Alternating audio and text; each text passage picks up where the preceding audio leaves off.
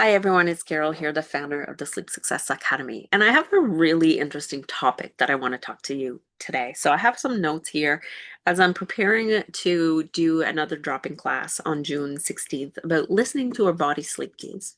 So I thought what a great topic here to talk about, because when we don't understand our sleep cues, we might miss them, which then creates more anxiety and more stress at bedtime, and we can't fall asleep easily.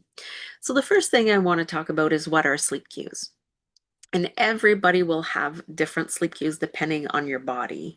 So I know for me, when I start yawning, when I start feeling sleepy, and by sleepy, I don't mean tired, I mean sleepy. I can notice too, like my body's just more relaxed in the evening. And sometimes I can even say like, oh, like I can tell now like my melatonin is dropping. So if we are on a regular schedule, and our body is so used to going to bed, like for me 9:30, 10 o'clock is a really late night, but usually between 9:30 I'm in bed. So around 8:30, quarter to 9, I feel this sense of like there's like my body's like getting prepared for rest. And what that feels like for me might be different for you, but for me, that's where I say I can feel my melatonin drop. The yawns, just more lethargic, just I can really sense that it's time to go to bed. And then I know to go to bed. And so that was the first thing I wanted to talk about, what are sleep cues. And then I wrote a note here as I'm like brainstorming, like why listening to sleep cues matters.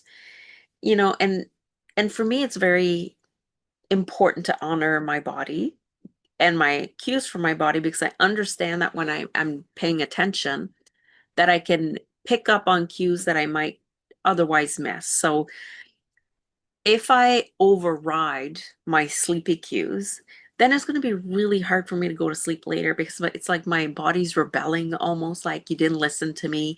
I told you when I was tired, and there's this frustration, resentment, anxiety that gets created in my body. So I don't know if you can relate to that. However, when we've been struggling with sleep for so long, we have those feelings even without overriding our sleep cues, because we have now a mindset or a belief system that says it's not possible for me to go to sleep. It's hard for me to fall asleep easily. And so I'm creating with my mind a nervous system state that is more hyperactive, that makes it harder to go to sleep. So that's kind of a whole other video there. But in order to understand that, we also have to understand what our sleep cues are, which is just what we're talking about in this video. So I know when it's time to go to bed because my body lets me know. So what happens when we ignore our sleep cues?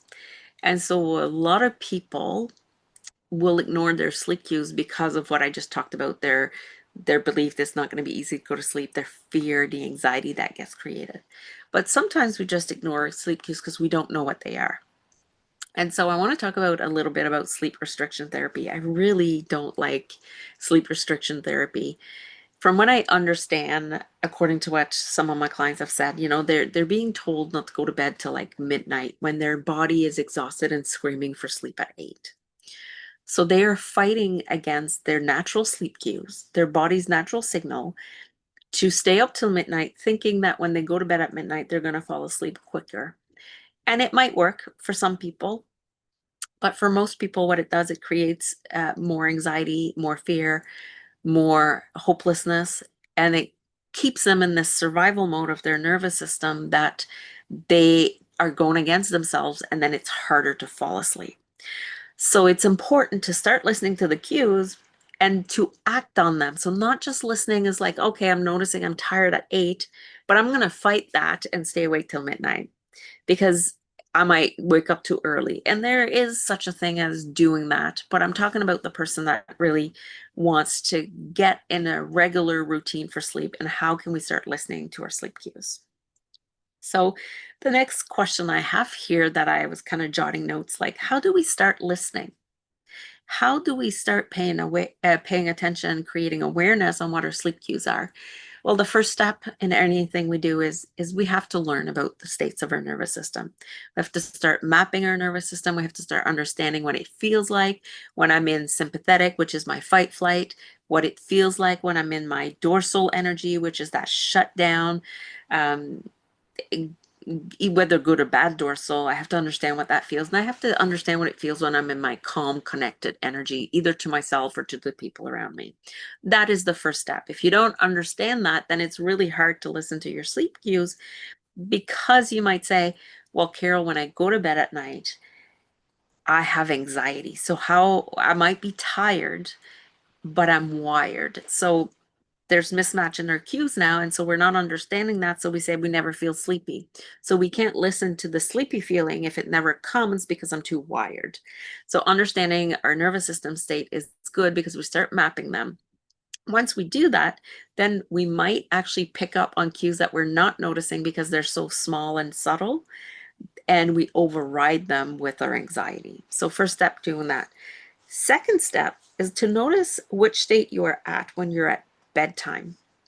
So then if you know, understand your nervous system, which is what we'll learn in the drop-in class about listening to your cues. So we're going to notice our nervous system.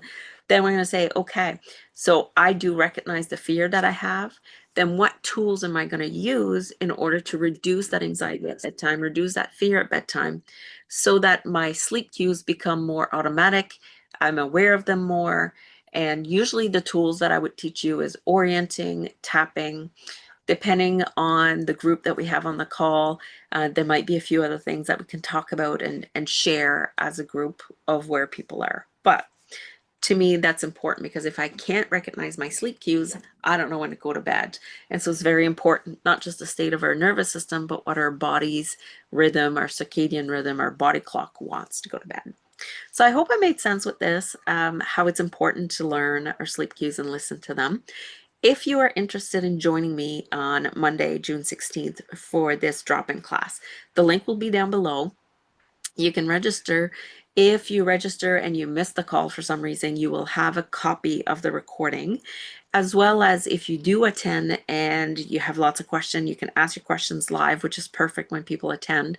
And then if you want to revisit, you'll also have a copy of the recording to help you dig deeper and re-listen to the material, because sometimes it helps to listen a second time. So that's it for today. I do believe that when we get to sleep, and when we get to understand ourselves and how our sleep works, we have a better life, whether it's better relationship with our friends or family, whether it's just better relationship with ourselves, more energy, capable of doing a lot more, meaning that maybe we have energy to do our job at the level that we want to, or we have more energy to play with our grandkids or with our cats, or because I see a cat coming here near me, we just have more energy, we're more vibrant. So if you are ready for that, join me for the class. Send me an email at support@sleepsuccessacademy.com. I'd love to support you whichever way that works best for you, in order for you to get the sleep that you need and that you deserve.